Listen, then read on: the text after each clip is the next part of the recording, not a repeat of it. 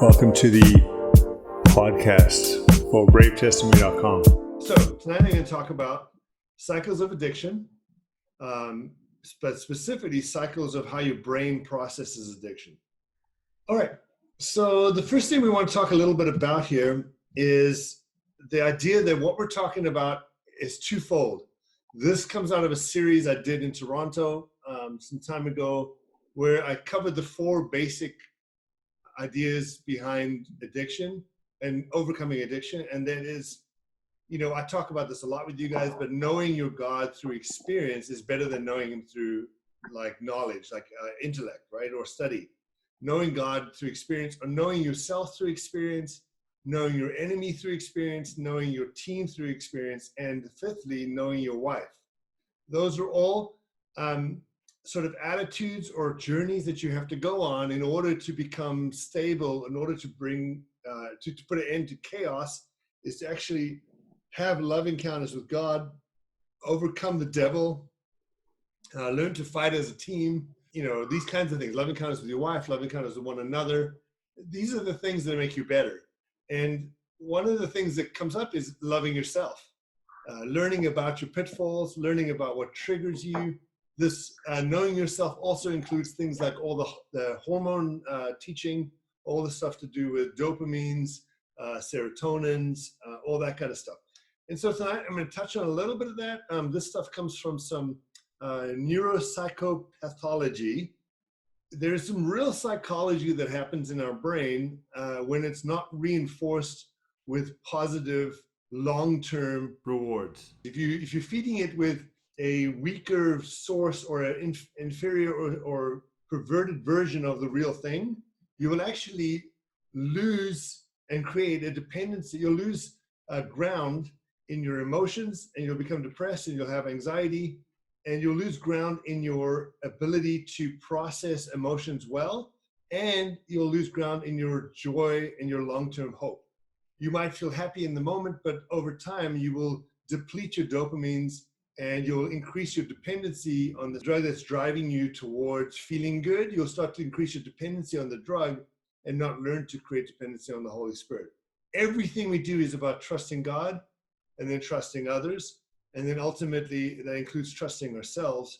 And one of the ways we do that is learning when we're lying to ourselves, learning, what's triggering us, learning where the neurons that fire together are the neurons that wire together. So when the synapses are firing, they actually start to create neural pathways in your brain. The neural pathways in your brain cause you to get into habitual behavior. And you've been doing this for however old you are and however long you've been doing it, let's say 20 years or so, you've been in this habitual process of meeting your needs in perhaps an unhealthy way. And so it takes a concerted effort to shift the wiring of your brain in a different direction. And that's predominantly what we're talking about tonight. I want you to sort of think about the brain in sort of three parts, and we're going to get into all these three parts in a minute, but they each have a specific role in how we manage our happiness, our mood, the way we deal with mood swings and stuff like that. The first is this basal ganglia, which is the habitual learning part of the brain. And so when let's say you're intoxicated or you're binging, this is where you begin to behave in this sort of pathological, partly obsessive way, where you're lying to yourself and to others. It's sort of the false sense of belonging and love. It's all those things that create the feeling without the actual substance. So when we'll use a simple example. I've done this many, many times before. When your hormones start to trigger you towards the opposite sex at a very early age, you have all of the hormones and all of the desire, but none of the ability to actually keep a girlfriend, let alone be married. And so you naturally and at the same time you discovered you have a penis, which is a shocking thing. You're like, whoa, this penis works. And it's not just for peeing. Oh my goodness, it does other things. And so on one hand, you've got pleasure happening naturally on your own terms, and you have displeasure or discomfort in relationships. And so what you do is you start to slowly substitute self-pleasure for the pleasure you would receive in a proper relationship.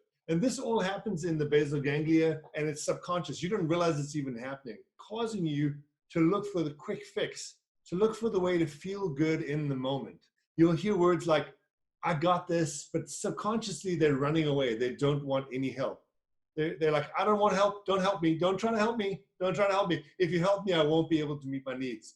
It is extremely difficult to break the cycle when you've already got your hands on the pornography, where you're engaged in doing the behavior that's unhealthy for you. You don't want anyone to stop you. And it is very hard to break the cycle. In fact, sometimes we encourage you, when you might have had this homework before, that if you're in the middle of that, give somebody a phone call. It'll diffuse the situation really fast. We joke about that, of course, because it's hard to phone somebody when you're standing in the bathroom looking in the mirror. We're hardwired to meet our needs in an unhealthy way, and it's very difficult to break this part of the cycle. Next part is this extended amygdala, or amygdala. This is the place where we quickly make decisions about good or bad. The amygdala is like a fight, flight, or faint thing that's going on in the brain that automatically responds. And it's where we instantly assign reward, or we remove reward from something so we know not to do it again. So this is where if you burn your hand on the stove, immediately you're like, I don't want to do that again. And your brain automatically fires it up. So next time you see a stove, you don't touch it. When you've planned to go out and act out, and then you act out, you don't get the fullness of the reward. So actually you get a negative effect, which is an increase in stress. You get a deficit of dopamines, more deficit of dopamines than you expected to get from the behavior. But you get just enough to make you want it again. Just enough to make you want it again. Next part. Now, at this point, someone is just full of regret. They have a language in their, you'll hear similar language like, I really need you guys' help, or I don't know what I'm going to do, or I don't got this, and they feel very lost. And actually, this is one of the best places you can help them. This is probably the most powerful thing that Men's Group does, is right in this zone. This zone is where we fit in the best. We don't fit best in the other areas as much, but this is where we can really help somebody look at their stuff. And typically, our job in this moment is to turn somebody from the way they're thinking about it being somebody else's fault and not having any responsibility, to going, I'm responsible, I can do this, I'm stronger than I realized, this isn't as bad as I thought it was, people still love me, I still feel appreciated, oh, I can do this is what I'm going to do, this is my plan. So every part of those questionings that we talked about last week in the 10 different things, that happens right here. That happens in the breaking the cycle questions. Like, how's that working out for you is a great question. What are you going to do about that? When are you going to do something about that? How about you do it by next week? These are the conversations we can have at this moment. And then, of course, we have this part, which is the prefrontal cortex. This is the place where you plan stuff and you execute it. This is the beginning of the hunt. You know, everything's going well. You've come out of Men's Group. You feel really good. You've shared your stuff. You've got a plan. You've got some homework. And you get into the week, and now it's Wednesday, or maybe it's Thursday. And, you know, we've said this before, but maybe you lose your job on Tuesday, and you're feeling kind of crappy, and your wife's out of town. And subconsciously, you begin to think, well, that's okay. Maybe I'll just go to a location I know where I can ogle somebody. Or maybe I'll watch this movie, and even though it's, you know, it's pretty good, I know there's going to be some stuff in because it's rated R. You know, maybe you consciously don't make a plan, but you know you're starting to hunt because you're looking for M-rated TV shows or R-rated videos. You're starting to look for the YouTube videos that you know are scantily clad. Your Instagram is starting to fill up with pictures of girls and not pictures of things that are a little more healthy for you. And so we have this thing that starts to happen when we run through a cycle of preoccupation. We begin to anticipate, and the hormones start to kick in. We begin to anticipate the rush of the action. This is the moment where we make tiny little decisions all the way along the way to sabotage our success. I don't know where you're at in your cycle this week, but when you're sabotaging your success, it might take months. You might be doing really well, but subconsciously you're needling away at, well, it's not really porn if I look at a magazine with bathing suits. It's not really porn if if some movie just happens to throw that scene in, then you find yourself thinking about that scene over and over again. You can't wait to go back and look at it on Netflix. And ultimately, during this phase, we also have men saying things like, I got this, I don't need your help. I got this, it's fine, I'm doing really well, I'm doing fine, I'm doing great. And this is really good time for you to ask questions like, hey, how are you doing with your homework? Hey, did you follow up? Hey, you didn't call me this week. If you got a phone call like that in the middle of your hunt, it reinforces that there's people that love and care about you. When he's thinking thoughts that are not healthy, when he's beginning to preoccupy himself with the anticipation of having a reward, that's a great time to make a phone call. Just phone someone and go, man, I am looking forward to watching this terrible show, or I am, whatever your case might be. I'm looking forward to carbs, or whatever your issue might be. I don't know, mine's carbs right now, so I can speak about that. And that's when you begin to break the wiring in your brain and you start to fix some of the things that are going on. This is a typical cycle of the use and abstinence model. You notice at the bottom there's a mood swing thing going on, and your mood goes up when you use. So you use, your mood goes up, and you don't use for a while. You're in this abstinence stage. But the longer you stay in abstinence, the more your prefrontal cortex begins to kick in, and you begin to dream and to plan about acting out. And as you do that, you'll get sadder and sadder and sadder. And what happens is you quickly try to find a way to act out. And when you do act out, you end up dipping way lower than you were the time before. You see the beginning is over here. I mean, this is obviously depends on who you are and how your mood swings work. But this is what typically happens is you drop lower when you hit the withdrawal or negative or amygdala kick in, and the amygdala kicks in, and you have that negative effect because you don't quite get the recognition that you were hoping for. The reward cognition doesn't happen, and you don't get the reward. So you begin to go, well, I just need to use a little more porn this time, and you relapse.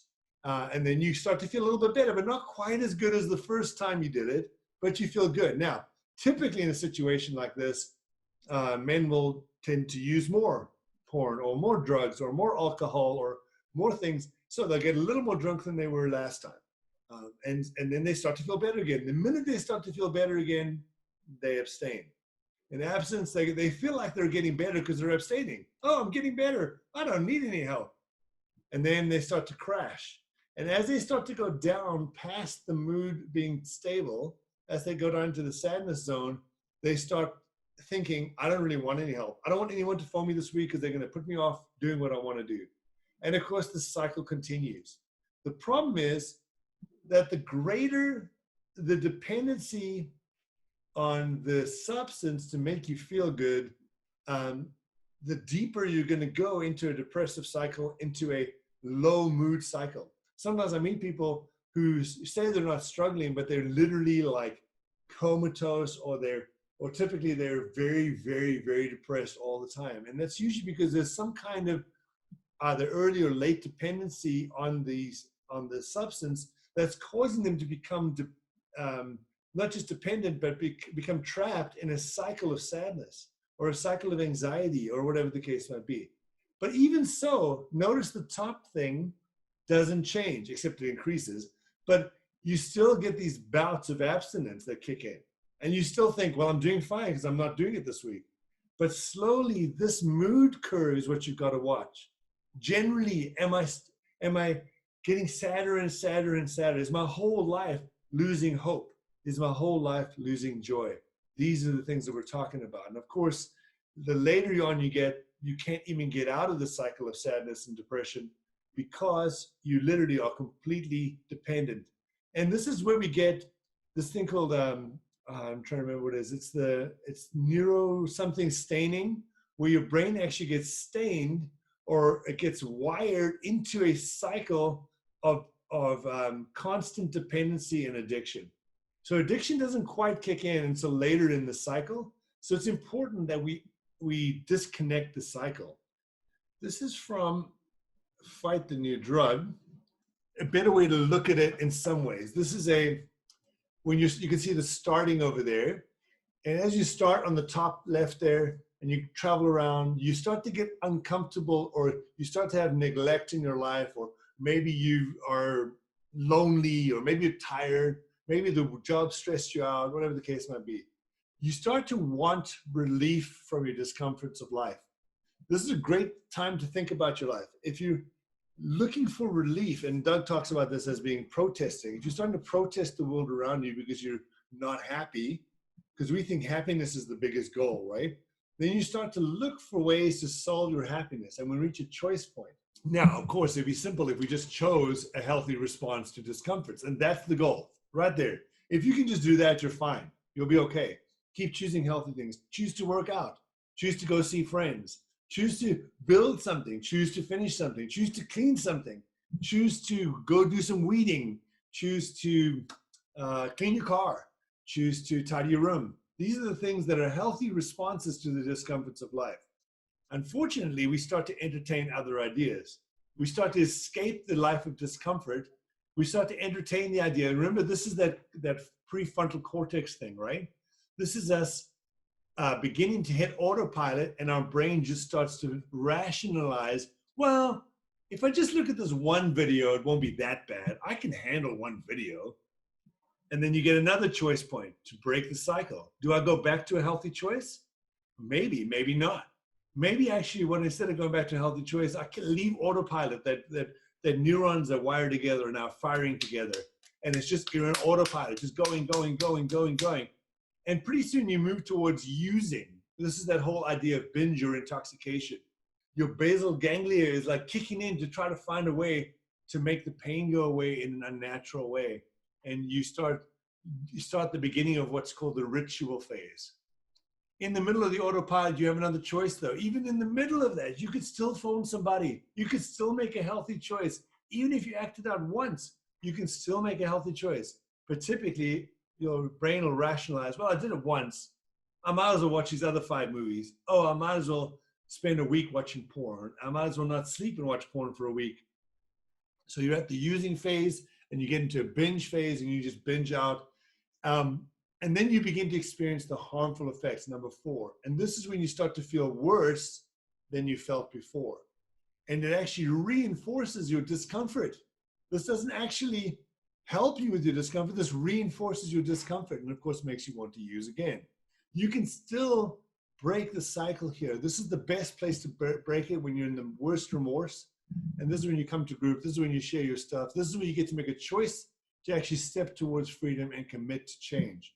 So every time you hit rock bottom, commit to change and pick yourself back up again and make some healthy choices. We've got to get rid of the need to fight for our happiness at the expense of our long-term joy and hope. What I mean by that is, if we make feeling good the goal, no matter how grand the gesture is, in other words, if we try our best to feel good, we chip away at our confidence, our joy, and our hope. Look at those cycles. Think about those cycles.